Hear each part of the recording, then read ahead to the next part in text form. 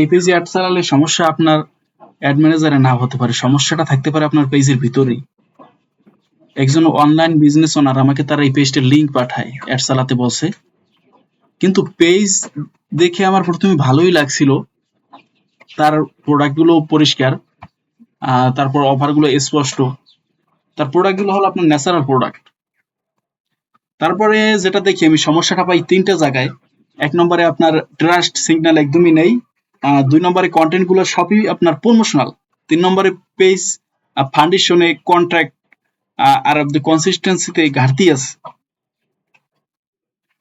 Cold audience add থেকে এলে pure client বিশ্বাস করতে চায়, এভিডেন্স। ট্রাস্ট না থাকলে কনভারসেশন বাড়ে। আমি তাকে বলছিলাম ৭ থেকে ১০ দিন ট্রাস্ট কন্টেন্ট দিতে, তারপর একটা আমি চালাবো। পেজ পুরোপুরি খারাপ না, ফাউন্ডেশন ঠিক থাকলে অ্যাড চালানো যাবে। এখন বড় ধরনের অ্যাগ্রেসিভ বাজেট দেওয়ার আগে পেজটা ঠিক করা ভালো।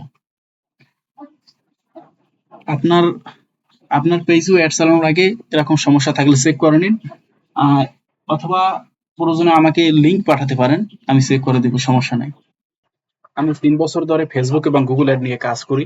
অনেকে আমার আইডিতেই মেসেজ দেয়, সবাই বলতে পারেন আইডিতে মেসেজ দেয়।